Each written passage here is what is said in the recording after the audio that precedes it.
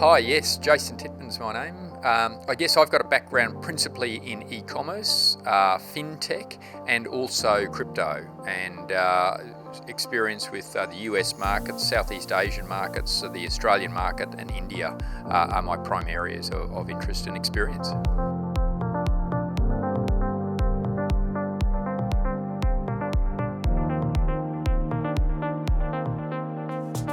Yeah, we've been seeing in retail for some time now that positioning of product from a physical perspective has been done okay, but they've been trying to work it out. And I think what we're going to see is 360-degree photography, AR and VR really starting to come of age. I mean, it's been talked about for the last 5 or 7 years, but I don't think any retailers have done it particularly well.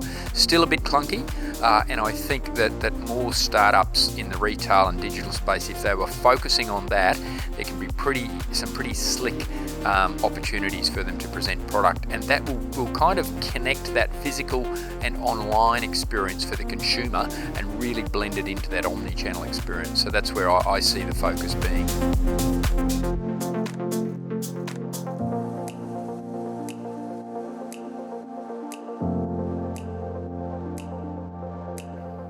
Look, there's no doubt that if you intend to be in business in 5 years' time, that if you're not starting to understand the crypto class, then you're going to be behind the 8 ball. I think we're going to see cryptos continuing to oscillate and go up and down until it gets a real fundamental core. But the reality of it here is crypto and blockchain is embedding itself into the world of commerce. So absolutely, I think Asia is well placed. It's often an innovative space. People are a bit aspirational. They're keen to explore some of these new technologies. So yeah, I think hats off to them. And crypto has certainly got a good future up this way in Asia.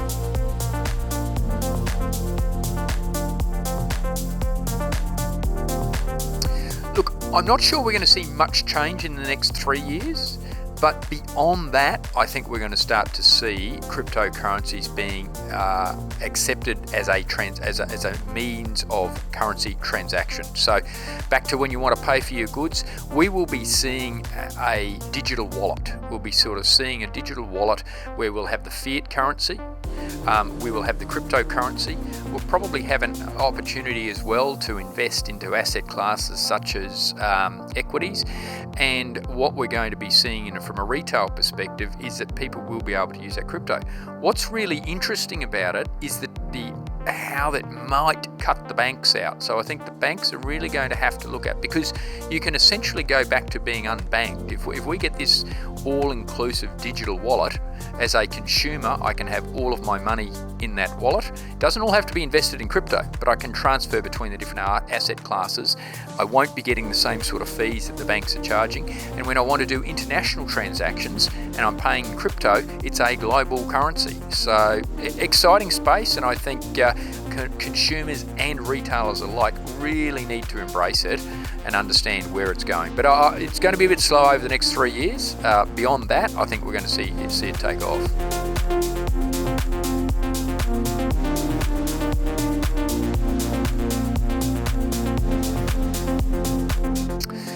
NFTs are a really interesting one for me. I've heard some of the so-called experts in the space saying that 98% of NFTs are going to go to zero.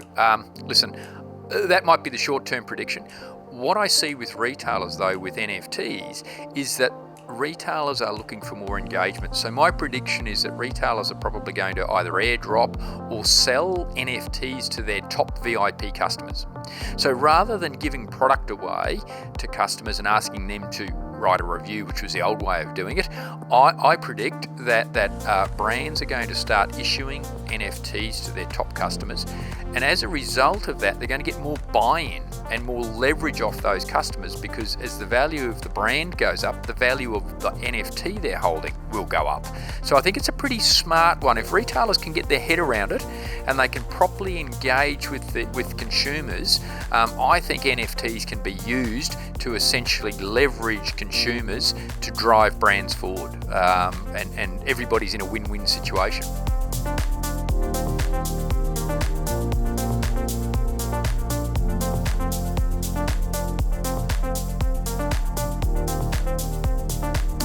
it's a tough environment being a retailer. We've had an explosion of social commerce platforms out there, so you can't be on them all, you can't be doing them all well. What we're now seeing, and for some time, the Metaverse. The reality of it is, as a retailer, if you want to be around in 5 years' time and you want your brand to be still appealing and you want to be growing, you've got to find a way to get into the Metaverse. I wouldn't be investing all of my R&D into, or my marketing dollars into the Metaverse, but certainly I'd be making sure that it's constantly coming up in our strategic conversations. I'd be making sure that there's a percentage of the budget which is invested in the Metaverse, and I'd be making sure that somebody within the organisation has got accountability and responsibility for it, because it is going to have an increasing influence on the retail environment as we get the new, really digitally savvy consumers coming through.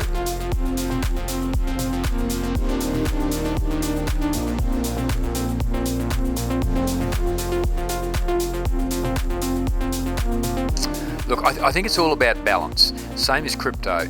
I would not be over-investing in the channel at the moment of the Metaverse, but I wouldn't be ignoring it.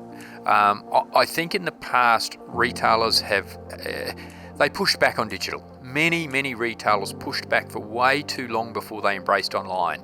There were so many of them that were late to the party. They didn't think online was going to take off the way it has. That has to be a warning to retailers about NFTs, about crypto, and about the Metaverse. So I wouldn't be spending all my money in it, but I'd be experimenting. And we're actually seeing that with some of the big global brands. The shoe companies, Nike, Adidas, some of those particularly are doing a really good job with starting to experiment in those areas. So I'd be looking at some of those global brands and just having a bit of a look at what they're doing in that space.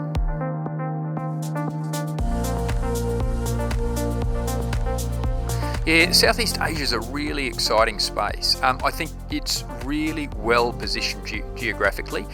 You've got China to the north of you there, which really has done some amazing things in e-commerce. You've got Australia down to the south. We've got Europe and we've got the US. You're really well placed with that geographically.